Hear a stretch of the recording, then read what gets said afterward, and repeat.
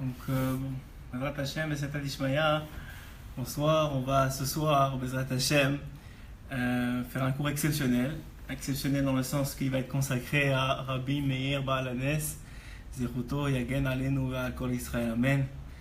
Il va être consacré à Rabbi Meir. Et pourquoi Rabbi Meir? D'abord parce que c'est sa Eloula le 14 Iyar, donc très bientôt. Et puis ensuite de ça, la raison pour laquelle moi je choisis de faire le shiur Bezrat Hashem sur ce sujet-là, c'est simplement parce que moi aussi j'ai un grand kesher Baruch Hashem avec Rabbi Meir Baal HaNes. C'est quoi ce kesher-là? Comme peut-être il y en a qui le savent, il y en a qui ne le savent pas, je m'appelle Avraham Meir, et pas pour parler de moi, Chas v'Shalom, mais simplement parce que c'est un Kiddush Hashem par rapport à Rabbi Meir lui-même.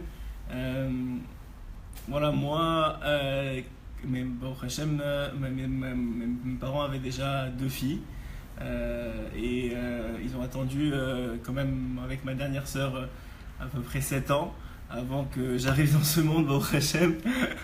Et évidemment, quand ils ont eu l'annonce qu'ils avaient un enfant, ils ont espéré, entre guillemets, puisqu'ils avaient déjà 2 filles, d'avoir un garçon. En tout cas, c'est comme ça que ma mère elle me l'a raconté. Alors après ça, je sais pas, j'étais pas là pour témoigner, mais ils ont espéré avoir un garçon. Et à cette époque-là, lorsque moi je suis né, la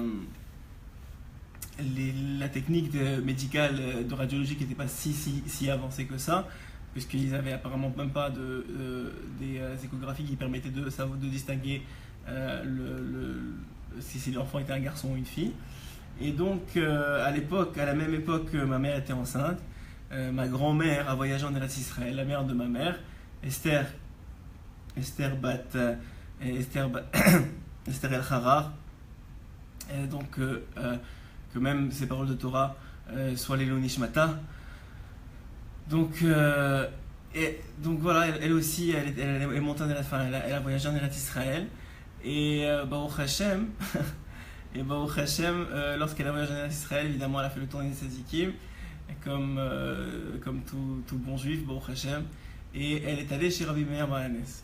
Et elle a dit sur la tombe de Rabbi Meir Baal HaNes que si il donnait à sa fille, donc à ma mère, un garçon, alors à ce moment-là, elle le nommerait, enfin ma mère le nommerait sur lui. Et c'est comme ça que l'histoire s'était arrivée, que Bémet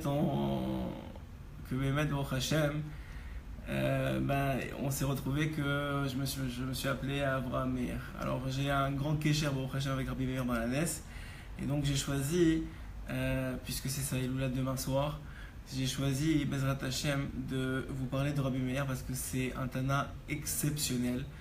Lorsqu'on le voit rapporté dans la Gemara, d'abord énormément de fois. Vous savez que Rabbi Meir Baal HaNes était l'un des 5 élèves qui ont repris le flambeau de la Torah. Ce flambeau-là de la Torah, qui était la Torah qui était perdue, comme nous disent nos sages, au moment de la perte des 24 000 élèves. On est justement dans le Homer.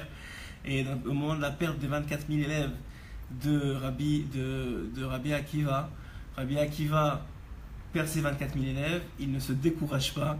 Il était Breslev, vous voyez. Et donc il ne se décourage pas. Et qu'est-ce qu'il fait?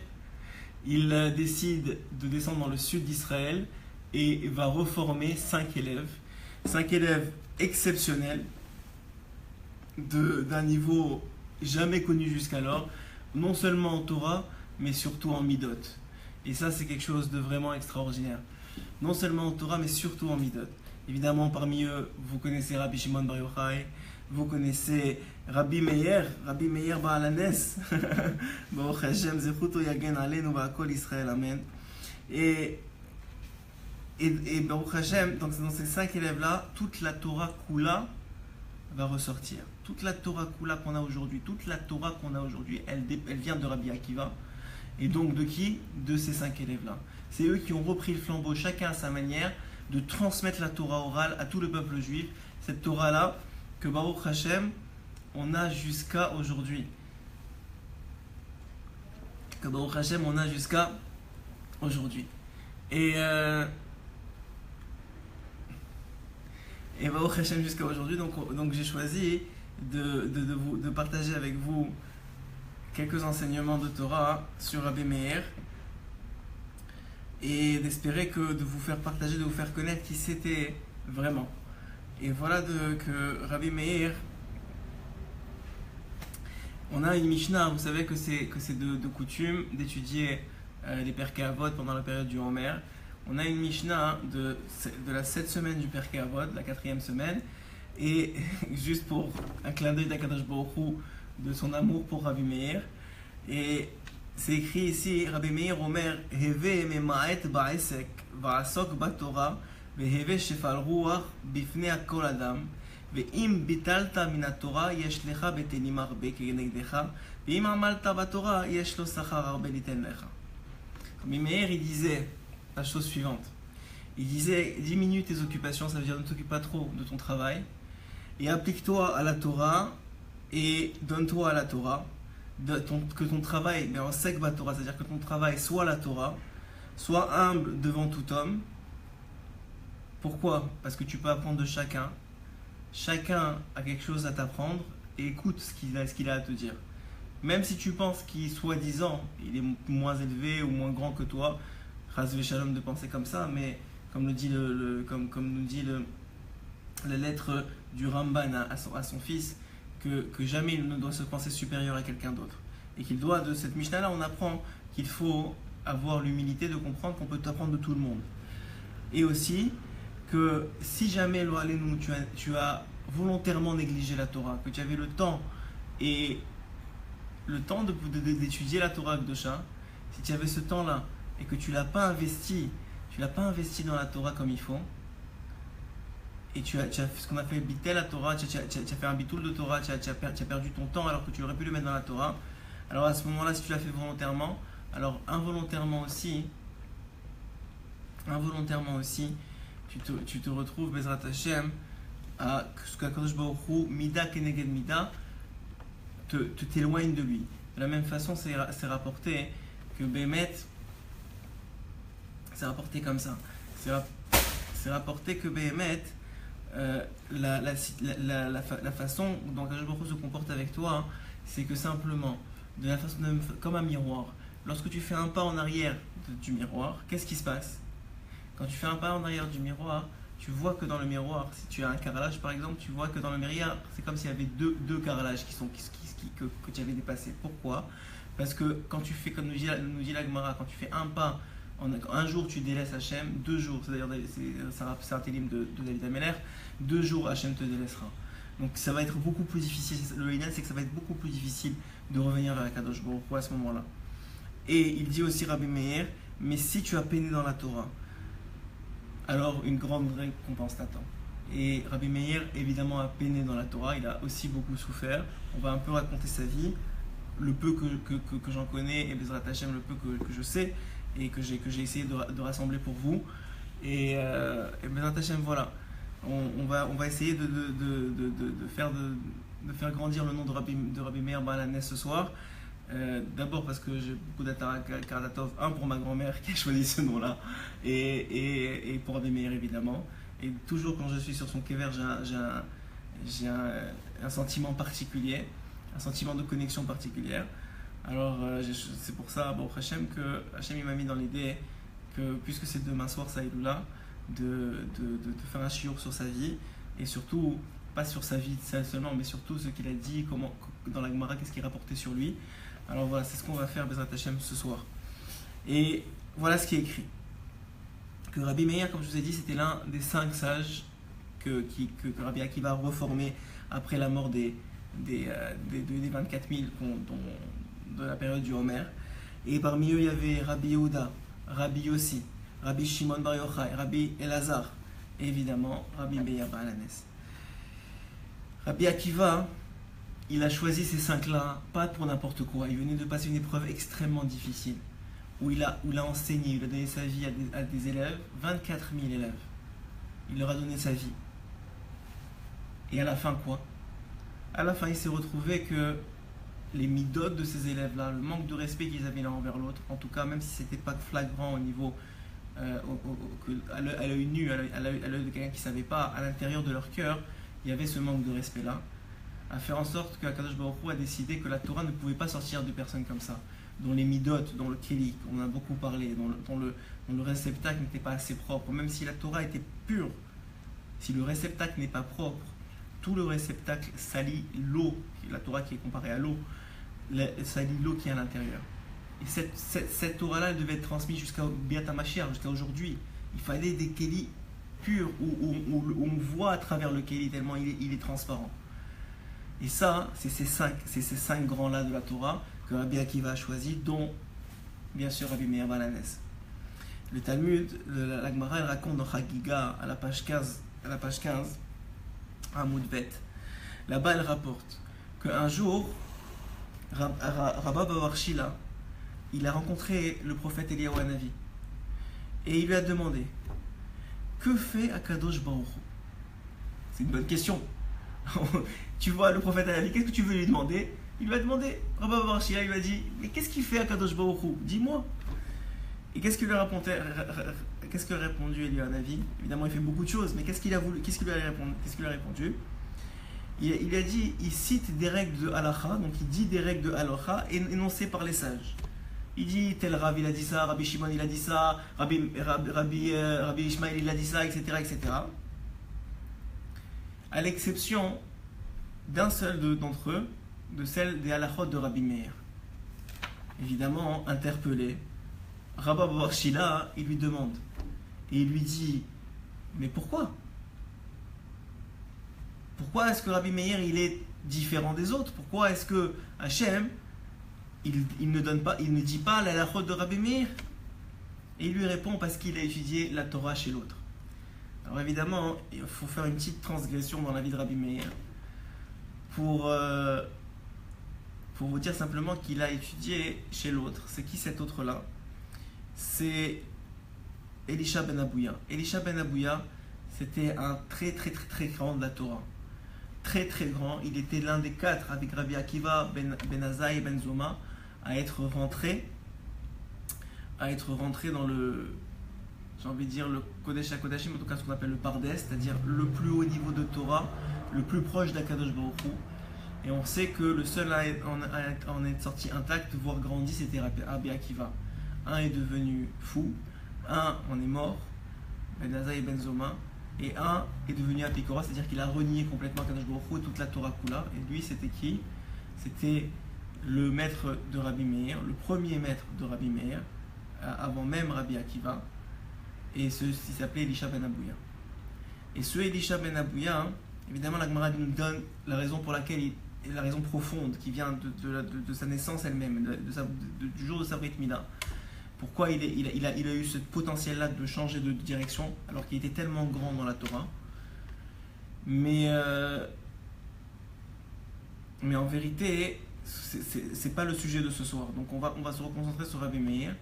Et Rabbi Meir, la chose extraordinaire et même folle, et pourquoi je commence par cette histoire-là, parce que vous allez voir que dans toutes les histoires que je vais vous raconter ce soir, je veux suivre une trame dans une des qualités principales de Rabbi Meir Baal HaNes, et que je vais vous dévoiler au fur et à mesure des Haggadot, du chasse, des histoires de la Gemara que je vais vous dévoiler. Et comme ça, c'est écrit que Rabba Bar Shila, il lui a demandé la raison, il lui a dit que c'était Rabbi Meir parce qu'il a étudié chez l'autre. Qu'est-ce que ça veut dire? Ça veut dire qu'une fois qu'il a été rendu apikoros, qu'il est devenu apikoros, qu'il a quitté la Torah, son maître, qui était donc Elisha ben Abouya, lorsqu'il a quitté la Torah, qu'est-ce qui s'est passé? Il a quand même continué à étudier avec lui. Ce qui est complètement fou. Si tu as quelqu'un qui a complètement quitté la Torah, qui renie Hachem complètement, tu continues à le fréquenter, mais il va t'influencer. Et c'est ça qu'il dit ici Eliyahu Hanavi à Rabba Bavar Shila. Il lui dit, comment il a pu se permettre ça? Comment on peut maintenant en venir et dire des halachot d'un homme qui continue, après que quelqu'un est devenu apikoros, à le fréquenter? Et à ce moment-là, dans la Gemara, dans Chagiga, Rabba Bavar Shila, il une réponse extraordinaire. Il dit Rabbi Meir, il est comparé à une grenade. Il a mangé le contenu, les grains de la grenade, et il a jeté la peau. Il était capable, il était d'une telle grandeur intellectuelle, et au niveau intellectuel, je veux dire au niveau de la sachochoma, de son intelligence, il était tellement grand qu'il était capable, même avec Elisha ben Abouya, de savoir qu'est-ce qu'il y avait de bon à prendre, même devenu apikoros, et de laisser le reste tomber. Mais surtout, cette grandeur-là, elle vient d'une mida particulière. Cette mida-là, c'est que Rabbi Meir, chok velo yaravor. Chok velo yaravor, c'est-à-dire, quels que soient les événements, les situations, et on va en évoquer quelques-unes, quand il était convaincu, évidemment basé sur sa Torah à lui, c'est-à-dire la Torah qu'il avait appris, il connaissait toute la Torah Kula, c'était évident. Donc en fonction de ce qu'il avait compris et appris de la Torah, évidemment basé sur des versets, etc., une fois qu'il avait dit, c'est comme ça, c'est comme ça. Personne ne pouvait le faire bouger. Ni son maître, Rabbi Elisha ben Abouya, ni personne. Personne ne pouvait le faire bouger. Et ça, c'est une qualité extraordinaire que Rabbi Meir, qui a fait tenir Rabbi Meir à travers toutes ses épreuves, toute sa vie. Et c'est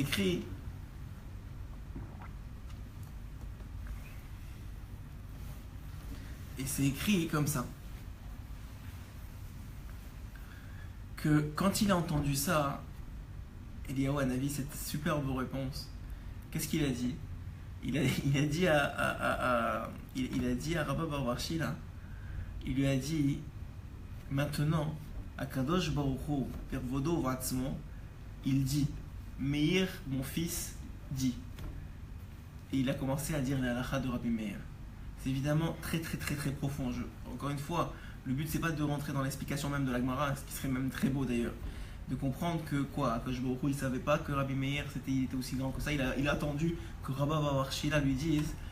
La vérité c'est que souvent, je vais quand même rentrer dans une explication parce que je ne peux pas m'en empêcher.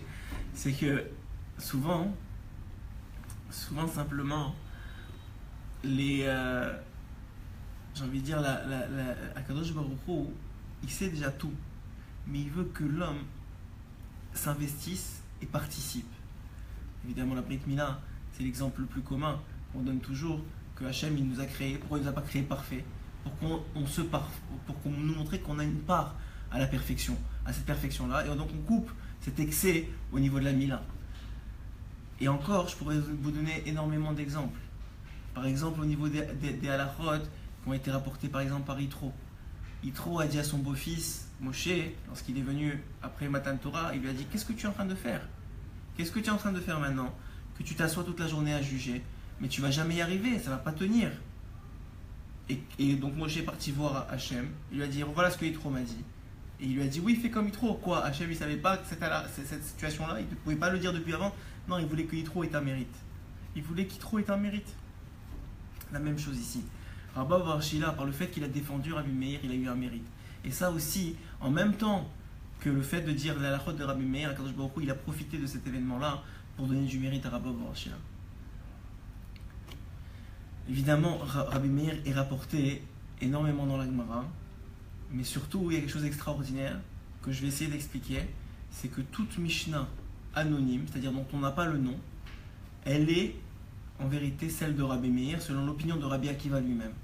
C'est-à-dire que Rabbi Akiva, il a dit que toute Mishnah, c'est-à-dire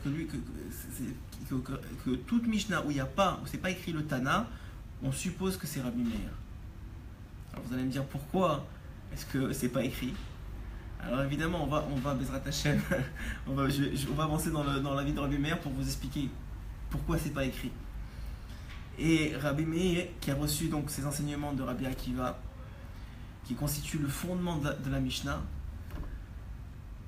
plus tard, Rabbi Yehuda Hanassi va donc reprendre. C'est lui qui va donner la Mishnah, qui va l'écrire, qui va la compiler, qui va prendre tous les Tanaïm et va la compiler. Et Rabbi Yehuda Hanassi va choisir de ne pas nommer Rabbi Meir. Une des explications, c'est parce que Rabbi Yehuda Hanassi a considéré que, étant donné qu'il a appris de Acher, il ne méritait pas qu'on le nomme. De la même façon que dans la Gemara, lorsqu'on parle de Elisha ben Abouya, on dit Acher, l'autre. Alors même son élève, Rabbi Yehuda, pensait, considérait qu'il ne fallait pas le nommer. Et d'ailleurs, même dans la Mishnah, c'est écrit Acherim, les autres, ça fait ça fait référence à Rabbi Meir. Mais ce qui est sûr,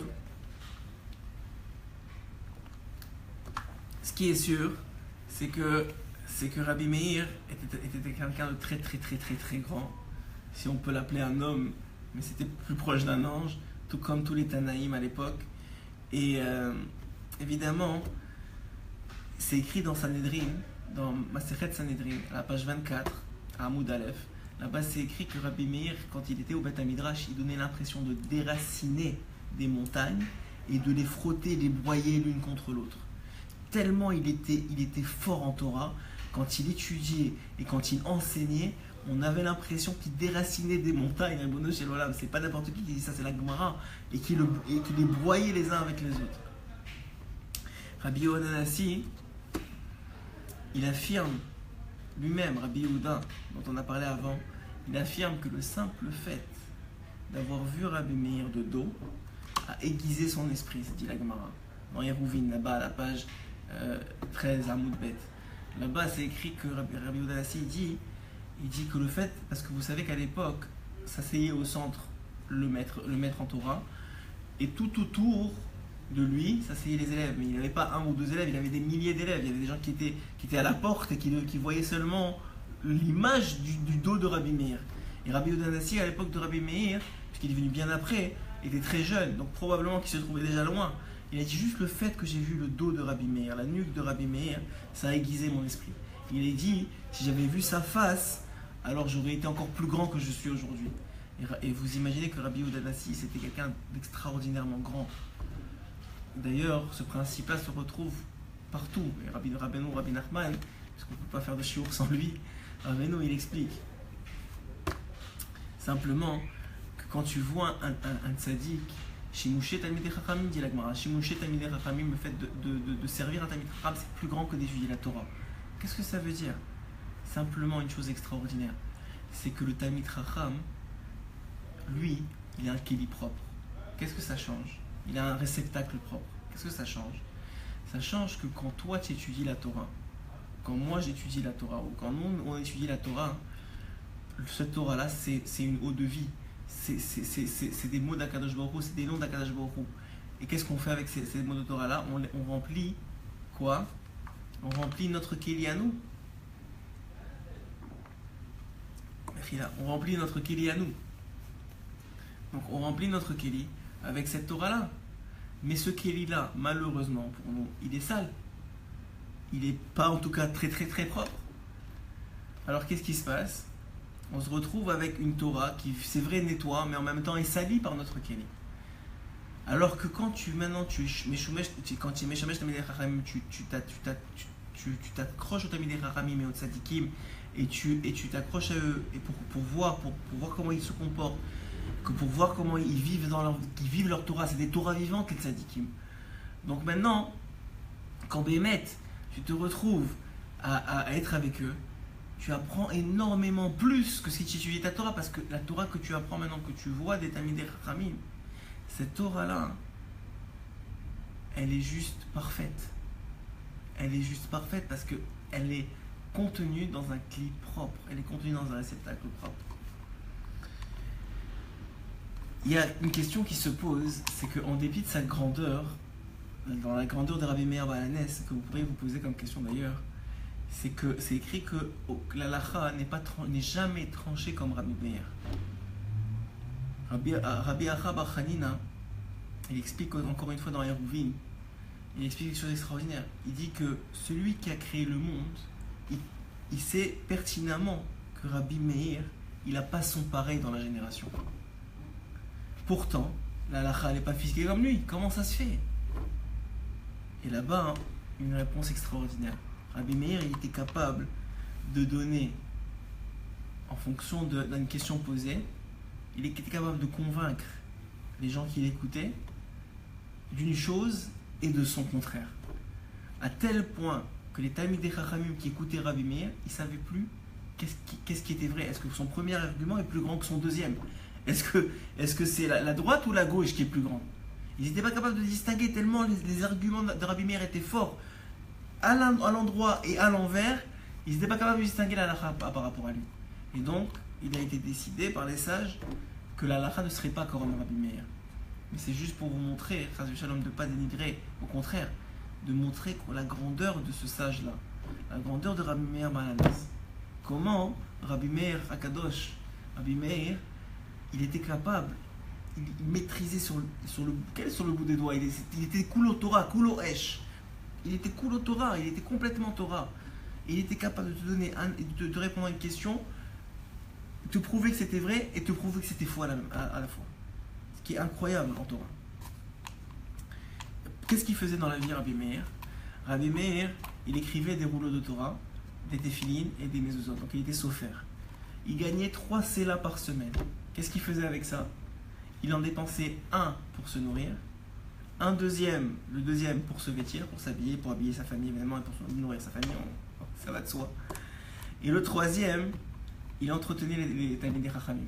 Avec son 3e séla, il entretenait les Talmidei Chachamim, il donnait de la tzedaka aux Talmidei Chachamim, à ceux qui étudient la Torah. Un jour, c'est rapporté dans la Torah que ses élèves, ils lui ont demandé qu'est-ce qui va arriver de nous? Qu'est-ce qui va arriver de tes enfants, pardon. Ils lui ont demandé qu'est-ce qui va arriver de tes enfants. Et il a répondu comme ça. Il a dit ce que nous on dit chaque fois qu'un juif il fait Birkat Hamazon. Si c'est des justes, à ce moment-là, Hachem il va les nourrir. C'est-à-dire si c'est des tzadikim, mes enfants, Hachem il va s'en occuper. Et si c'est pas, on ne dit pas la Gemara. Mais il voulait dire que si c'est pas, c'est mieux que moi j'y participe pas non plus. Et d'ailleurs, qu'est-ce qui est rapporté là-bas? Le verset des Tehillim. Dans cette Gemara là-bas, c'est rapporté les versets des Tehillim. C'est quoi ce verset-là que David Amelach dit? J'ai été jeune, je suis devenu vieux, j'ai vu un juste délaissé, ni ses enfants obligés de mendier ou de mendier ou de demander du pain. Qu'est-ce que ça veut dire? Ça veut dire simplement que Rabbi Meir a dit si mes enfants, Hachem il leur donne pas à manger, c'est soit que eux ils sont pas bien, soit que moi je suis pas bien. Donc j'ai rien à leur laisser en vérité. Voilà. Ne faites pas ça, c'est pas ça que je suis en train de vous dire, ne faites pas ça. Mais quand même, pour comprendre comment Rabbi Meir, il n'y avait rien qui le bougeait, il n'y avait rien qui changeait, il n'y avait rien quand il avait une idée en tête, quand il a dit pour moi ça c'est la halakha. Vous savez qu'à l'époque il n'y avait pas de halakha comme Roi Yosef a fait pour nous. Chaque gaon, chaque sage, il avait tellement de Torah qu'il faisait sa propre halakha en fonction de ce qu'il avait compris, en fonction évidemment de ses preuves à lui. Et donc lui, quand il avait décidé quelque chose, il n'y a personne qui pouvait l'en bouger. Il faut savoir que Rabbi Meir, juste pour revenir sur d'où il vient, Rabbi Meir, il vient d'une famille de convertis. Il descend d'une famille de convertis.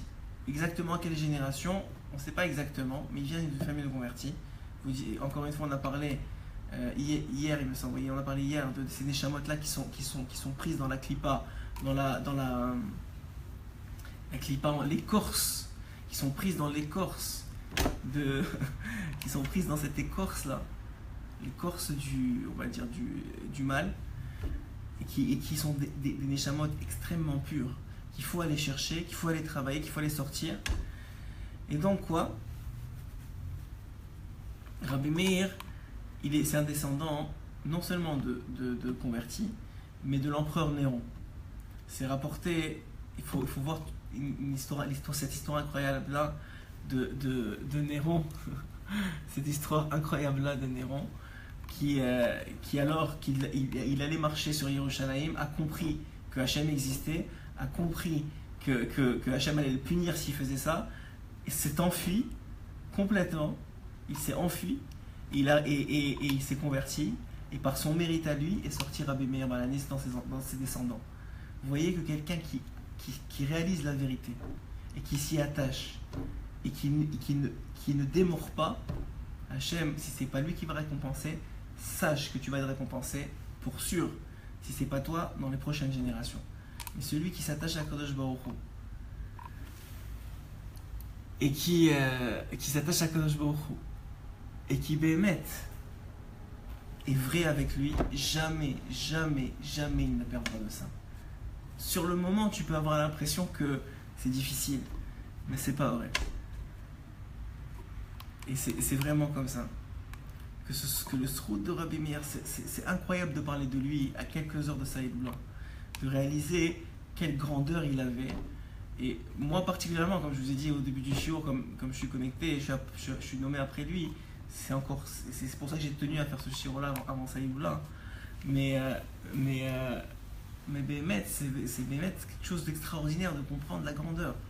Et vous savez que la Neshama de l'homme, elle n'est pas complète tant qu'il ne s'est pas marié. Et souvent, vous avez une idée de la grandeur de l'homme quand vous voyez la femme ou quand vous connaissez la femme. Et donc voilà, qui c'est la femme de Rabbi Meir Baal HaNes? La femme de Rabbi Meir Baal HaNes, c'est évidemment une femme exceptionnelle. C'est une fille d'un très très très grand Talmid Chacham qui s'appelait Rabbi Hanina ben Taradion. Et cette femme-là, c'est Brouria. Brouria, elle s'appelle Brouria. C'était une femme d'une intelligence en Torah qui n'a jamais été vue. Jamais, jamais. Elle connaissait toute la Torah comme Rabbi Meir. En tout cas, peut-être un peu moins, mais d'un niveau très, très, très, très élevé. Elle était capable de remettre en place, littéralement, on voit dans la Gemara des exemples où elle a remis en place des Tanaïm. Vous savez, c'est quoi remettre en place un Tana? Une femme, elle était capable de remettre en place un Tana. C'était la grandeur de la femme de Rabbi Meir. D'ailleurs, je vais vous raconter l'histoire plus tard, où elle a conseillé, Rabbi Meir est en train de se tromper. Elle lui a dit, tu te trompes. C'est pas ça qui est écrit dans la Torah. Et on va voir comment elle était grande. Pourquoi je vous parle de Brouria? Évidemment parce que les deux âmes c'est la même. Vous savez que un zivug amiti, chacun est la moitié d'une âme. Et les deux se rassemblent à la fin. Au début du mariage, on va dire. Donc les deux se rassemblent au début du mariage. Donc voilà que quoi? Voilà que Béhémet, cette femme-là, Brouria, elle montre la grandeur de Rabbi Meir Baal HaNes. Brouria, elle lui a donné 3 enfants. Une fille qui s'est mariée avec un grand sage et 2 fils. Ces 2 fils-là, c'est rapporté dans la Gemara que malheureusement, ils sont niftar le même jour. Ce jour-là, c'était un Shabbat.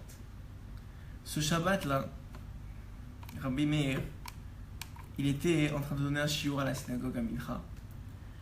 Et il rentre évidemment après Mincha pour faire Seudat Shlishit en famille, avec ses enfants et sa femme. Il s'assoit, il voit que sa fille vient, il voit que ses 2 fils sont pas là. Vous voyez la grandeur de Brouria, c'est incroyable, c'est inimaginable de comprendre quelque chose comme ça. C'est une mère maintenant, on parle d'une mère. Cette mère-là, c'est vraiment incroyable. Cette mère-là, elle décide de ne rien dire à son mari pour ne pas qu'il ait... Parce que, on ne peut pas toucher, de toute façon il ne peut rien faire parce qu'il ne peut pas toucher, on ne peut pas toucher un mort lorsqu'il est mort Shabbat. C'est d'ailleurs, c'est encore une autre histoire, mais c'est pour ça que David Amélar ne voulait pas mourir Shabbat, entre autres. Mais on ne peut pas toucher, donc il ne pouvait rien faire, il ne pouvait pas les déplacer, il ne pouvait pas les enterrer, il ne pouvait rien faire à ce moment-là. Donc qu'est-ce qu'elle décide? Elle décide simplement que, puisqu'il n'y a rien à faire, elle ne va pas entacher le Shabbat de son mari. Et qu'est-ce qu'elle fait? Elle décide de garder ça pour elle. Et elle dit, quand Rabbi Meir demande où est-ce qu'ils sont mes enfants, qu'est-ce qu'elle répond? Elle leur dit simplement que Rabbi Meir, que ses enfants sont au Beth Midrash. Rabbi Meir dit, je viens de faire un cours au Beth Midrash. Je ne les ai pas vus, c'est bizarre, mais bon, sa femme, qui lui a jamais menti de sa vie, évidemment, il ne doute pas qu'il y a quoi que ce soit.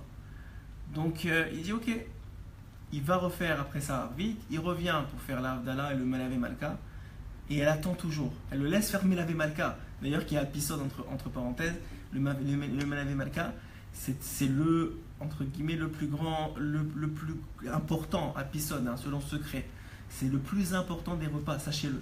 Le Gaon de Vilna, il réveille sa femme pour faire le Melavé Malka. C'est-à-dire, c'est une ségoula aussi pour la refoua, c'est une ségoula pour être en santé toute la semaine, de faire le Melavé Malka. Et c'est d'ailleurs aussi, vous savez que la parnassa de chaque jour de la semaine est connectée à un des repas de la semaine, de Shabbat. Par exemple, vendredi soir, c'est dimanche et lundi. Samedi midi, le repas de samedi midi, c'est mardi, mercredi. Le repas de samedi après-midi, c'est Seudat Shlishit, c'est jeudi, vendredi. Et le Shabbat, c'est le Shabbat. Et le Shabbat, c'est qui s'en occupe? Le Shabbat, il renouvelle le tout, n'est-ce pas? Le Shabbat, il renouvelle le tout. Mais le secret, c'est que le Shabbat est aussi connecté au Melavé Malka. Et ça, c'est incroyable à comprendre. Donc elle attend le Melavé Malka. Elle attend que le Melavé Malka se passe. Et qu'est-ce qui se passe à ce moment-là? Une fois que le Melavé Malka se passe, regardez l'intelligence de Brouria. Elle dit à son mari, elle lui dit pas maintenant, viens avec moi et je te montre, voilà, tes enfants ils sont morts. Non, c'est pas ça qui se passe. Regardez ce qui se passe. Elle vient, elle dit à son mari, elle lui dit, dis-moi, si quelqu'un m'a laissé en gage des affaires, est-ce que je suis obligé de les rendre à son propriétaire? Et qu'est-ce qu'elle dit? Qu'est-ce qu'il répond, Rabbi Meir? Il lui dit, ne sais-tu pas que si un propriétaire a confié en gage une des affaires à quelqu'un pour les garder, dès qu'il les redemande, il faut lui redonner. Il lui dit, ah très bien. Alors elle lui prend par la main, elle le monte à travers les escaliers de la maison, ils arrivent à la chambre des enfants, elle ouvre la chambre et elle découvre les draps. Et là, Rabbi Meir s'effondre. Il crie, mes fils, il s'effondre. Vous réalisez que dans cette histoire-là, on réalise que Brouria, le complément de Rabbi Meir, mais Brouria était beaucoup plus forte que Rabbi Meir.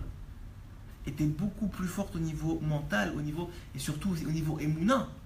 Vous réalisez que Brouria était beaucoup plus forte au niveau Emouna. Elle a compris tout de suite que Hachem, il a donné. Hachem, il reprend. Mais Rabbi Meir, il s'est effondré. C'est incroyable à voir, ça aussi. Et qu'est-ce qu'on arrive à voir? Qu'est-ce que dit Brouria à son mari? Ne m'as-tu pas dit il y a quelques minutes que quand un propriétaire t'a laissé en gage quelque chose, il est en droit on est obligé de lui rendre au moment où il le veut? Et là, quand il a entendu ça, il s'est calmé. Il a pris sur lui le deuil normal et a continué comme ça. C'est quand même incroyable de penser comme ça. C'est écrit d'ailleurs sur Brouria que, vous savez ce qui est écrit dans Michelet, une femme vaillante qui la trouve. C'est-à-dire que c'était Eshet Chayil. C'était vraiment une Eshet Chayil à la grandeur de Rabbi Meir Balanes. C'est pas tous les Tanaïm dont on parle de leurs femmes. Pour avoir un Tana, c'est vrai, c'est rare d'ailleurs qu'on parle des femmes des Tanaïm. Pour qu'une femme soit mentionnée dans la Gemara, c'est quelque chose d'exceptionnel. En tout cas, c'est plus rare que quand on nomme les hommes. Et c'est une chose aussi extrêmement intéressante à comprendre que Rabbi Meir, d'où il sort qu'on l'appelle Rabbi Meir Balanes. Pourquoi il s'appelle ce fameux nom de faiseur de miracles? Pourquoi il y a beaucoup de Tanaïm, ils étaient capables tous de refaire, le plus petit d'entre eux était capable de faire revivre les morts. Alors pourquoi maintenant on l'appelle lui Balanes? Pour deux raisons. La première raison, je vais vous l'expliquer parce que c'est écrit dans une Gemara, cette raison-là. Et c'est l'origine de ce nom-là. Et après ça, je vais vous expliquer pourquoi aujourd'hui on l'appelle Balanes. Rabbi Meir,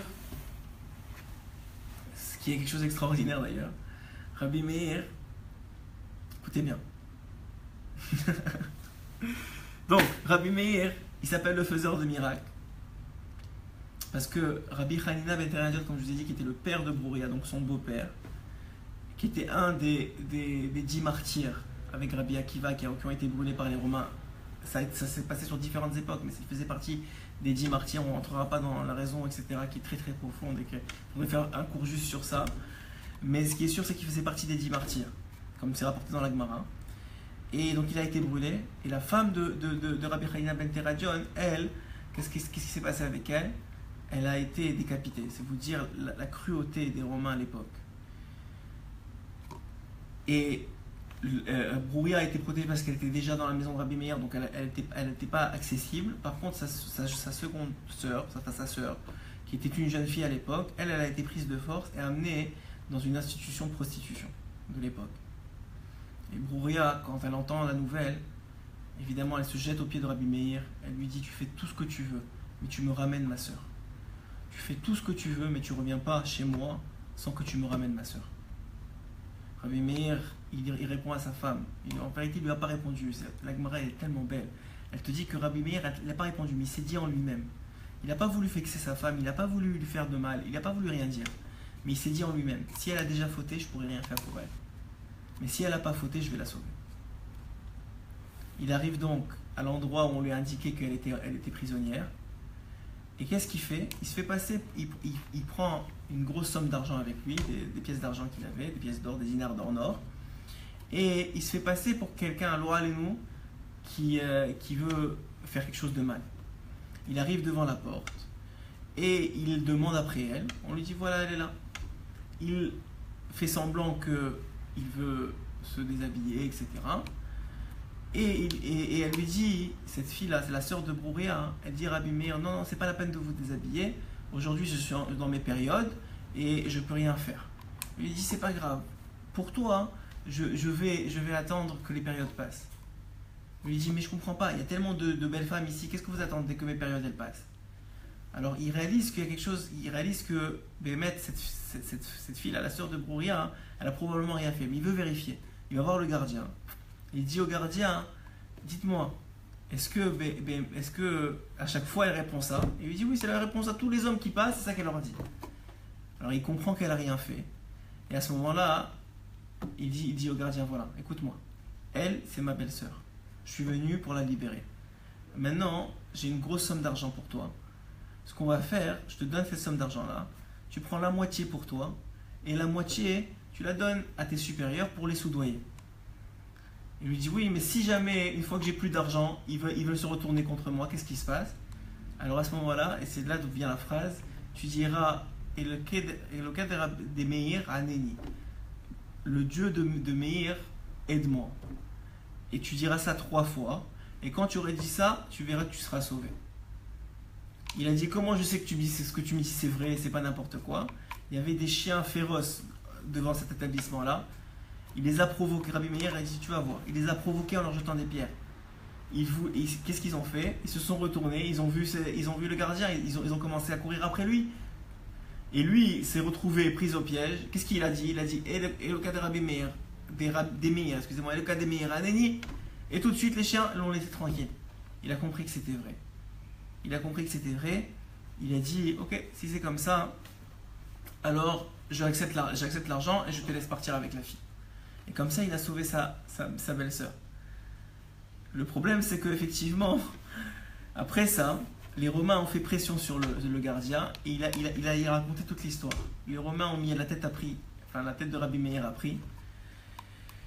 Et Rome, qui se sont mis à ses trousses, il s'est retrouvé que, même dans la Gemara, c'est rapporté qu'ils ont couru après lui. Ils l'ont retrouvé, ils ont couru après lui. Et Rabbi Meir, pour se cacher, il n'avait pas où se cacher. Il y a 2 versions.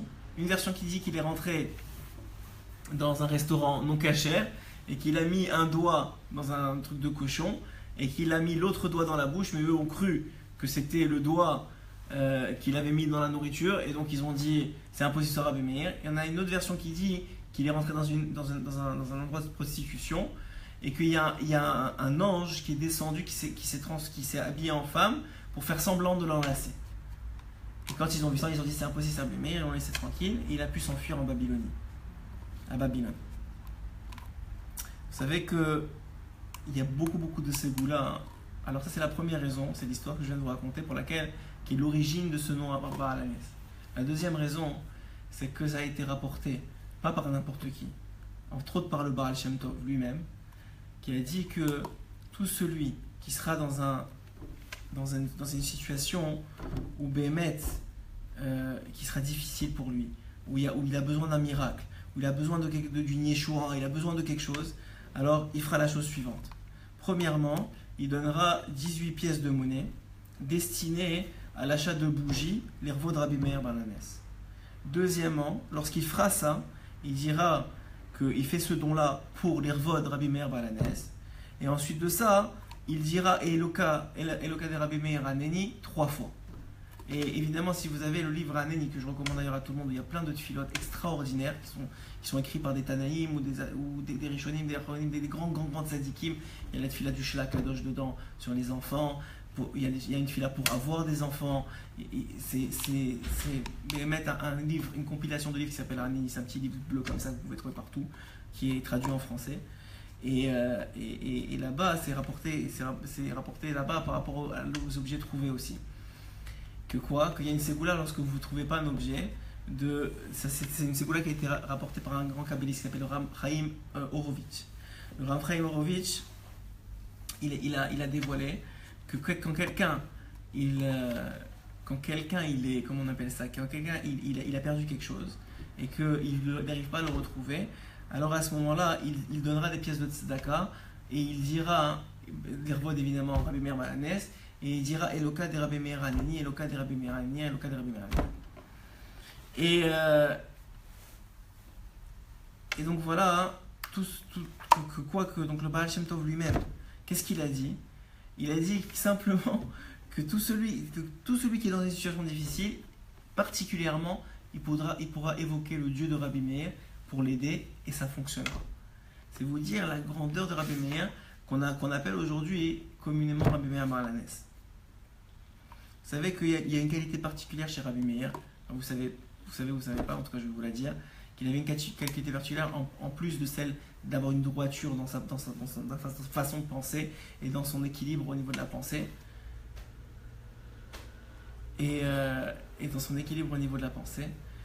Et Rabbi Meir, dans son équilibre au niveau de la pensée, il y avait une chose en particulier en plus.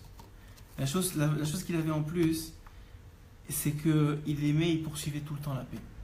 Il s'est rapporté plusieurs fois dans la Gemara qu'il voulait la paix, il recherchait la paix, et il cherchait la paix tout le temps. Et ça, c'est quelque chose d'extraordinaire qu'on retrouve dans la Gemara par rapport à lui. Et aussi, c'est une des raisons pour laquelle, exceptionnellement, ce soir, comme je vous ai dit, j'étais nommé après lui, j'ai tellement d'Akaratatov et aussi beaucoup de, de connexion avec lui que je voulais partager avec vous quelques histoires de Rabbi Meir ce soir, juste à quelques heures de sa Iloula. C'est assez impressionnant que comme ça, j'ai dit, c'est pas possible que je parle, Baruch Hashem, que par l'intermédiaire du Rav Titou Baruch Hashem, j'ai eu l'occasion de parler de Torah. J'ai dit, moi nommé après Rabbi Meir, que je ne dise pas quelque chose sur Rabbi Meir. Alors c'est pour ça que Bezrat Hashem, j'essaye de partager avec vous. Alors vous voyez que premièrement, il adorait la paix. Il adorait la paix. Et c'est écrit dans Gittin. Dans Gittin, c'est repris dans la Gemara, qui raconte que deux hommes, ils se disputaient tous les vendredis. Tous les vendredis, ils se disputaient depuis des années. Et tout le village, il savait qu'à telle heure le vendredi, les deux, ils allaient commencer à crier et à se disputer. Rabbi Meir, il passait par hasard. Il n'y a pas de hasard, évidemment. Et Rabbi Meir, il passait par là. Et qu'est-ce qui s'est passé? Rabbi Meir Balanes, il est passé par cet endroit-là. Et il a entendu qu'il y avait une querelle tous les vendredis. Il a prolongé son séjour. Il est resté 3 semaines exprès. Pourquoi? Pour faire taire l'accusateur, pour faire taire le Samer même. Il savait que c'était le Samer même qui créait cette dispute-là depuis des années. Et donc il est resté là. Et au bout de 3 semaines, le Samer même, il y a une voix qui est sortie et qui a dit « Malheur à moi, car Rabbi Meir m'a expulsé de cette maison. » Malheur à moi, car Rabbi Meir m'a expulsé de cette maison. Je vais vous dire la grandeur de Rabbi Meir Balanes. Il était capable, vous réalisez, il était capable de faire taire le Samer même. Il était capable, quand deux juifs étaient en dispute, de faire taire le Samer même et de l'éloigner d'eux. C'est rapporté aussi en son nom dans le Talmud de Yerushalmi, dans Masechet Sota. Là-bas, c'est rapporté que il donnait des cours tous les vendredis soirs.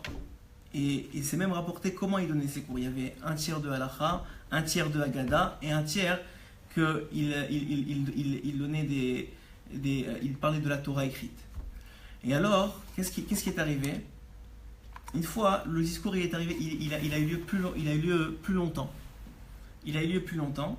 Et ça a dépassé le moment où une des participantes à ce shiur-là, c'est que lorsqu'elle est rentrée à la maison, ses bougies se sont éteintes.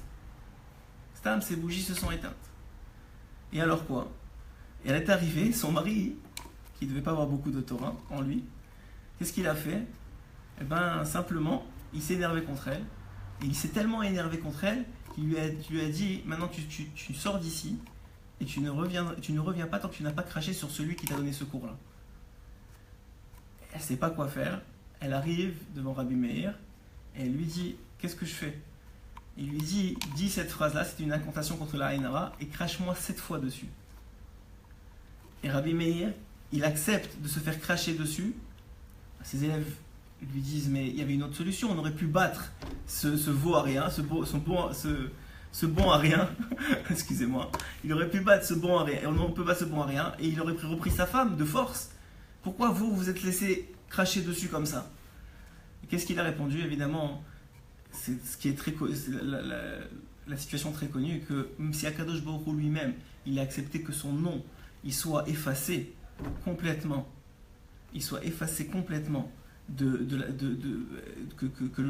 écrit de façon kadosh, il soit effacé dans de l'eau, comme c'était le cas au Beth Amikdash, avec la femme avec la femme qu'on soupçonnait d'adultère. Alors Rabbi Meir, lui, il va pas descendre son kavod. Est-ce que lui, il va pas descendre son kavod? Il y avait aussi rapporté, je vous ai dit que j'allais vous rapporter une histoire sur Brouria, comme quoi elle était tellement grande qu'elle était capable de remettre en Torah son mari en place. Et alors, c'est rapporté sur Brouria, quelque chose d'extraordinaire. C'est qu'il y a des voyous du quartier de Rabbi Meir qui n'arrêtaient pas d'harceler Rabbi Meir. Un jour, il est rentré chez lui. Il a dit, j'en ai marre, j'en peux plus. Il a dit à sa femme, je vais les maudire, ça va être fini là. Qu'est-ce qu'elle lui dit, sa femme? La grandeur moi, je suis émerveillé par la grandeur de Brouria. Évidemment, ça dénote la grandeur de Rabbi Meir, puisque c'est sa femme, c'est son complément d'âme. Mais quand je lis, d'ailleurs cette histoire-là est rapportée dans la Masechet Brachot à la page 10a. Là-bas, alors, mais quand je lis cette situation-là, je réalise c'est qui Brouria. Et elle lui dit, c'est écrit dans Teilim que c'est Chotim. Est-ce que c'est écrit elle lui demande la question, elle lui dit, est-ce que Chotim, les pécheurs, est-ce que c'est les pécheurs qui vont disparaître? Ou est-ce que Achet, est-ce que c'est la faute qui va disparaître? Achataim, est-ce que c'est les péchés ou les pécheurs? Et évidemment, c'est écrit là-bas, Achataim, c'est écrit que c'est les péchés qui vont disparaître de la terre. Alors si c'est les péchés, elle lui dit, pourquoi tu veux faire disparaître les pécheurs? Pourquoi est-ce que tu veux faire disparaître ceux qui t'embêtent? Prie pour qu'ils fassent tchouva. Ils vont faire tchouva, les zéros. Rabbi Meir, sage comme il était, il a évidemment écouté sa femme. Et en écoutant, et il a prié pour leur tchouva. Et ils ont fait tchouva comme c'est rapporté dans le Gemara. C'est rapporté aussi. Donc vous voyez, à chaque fois, je vous rapporte plusieurs histoires juste pour vous montrer que la grandeur d'âme de Rabbi Meir. Les 5 élèves qui ont repris le flambeau de la Torah, ils devaient être parfaits en tout point dans leur midot. Que ce soit, comme je vous ai dit, Rabbi Shimon Bar Yochai ou les autres qui font partie de ces 5-là, ils devaient être parfaits dans leur midot. Parce que c'est de eux qu'on devait recevoir toute la Torah Kula. Et ils ne pouvaient pas avoir qu'une brisure dans le Kéli. On ne pouvait pas avoir une brisure dans ce Kéli-là.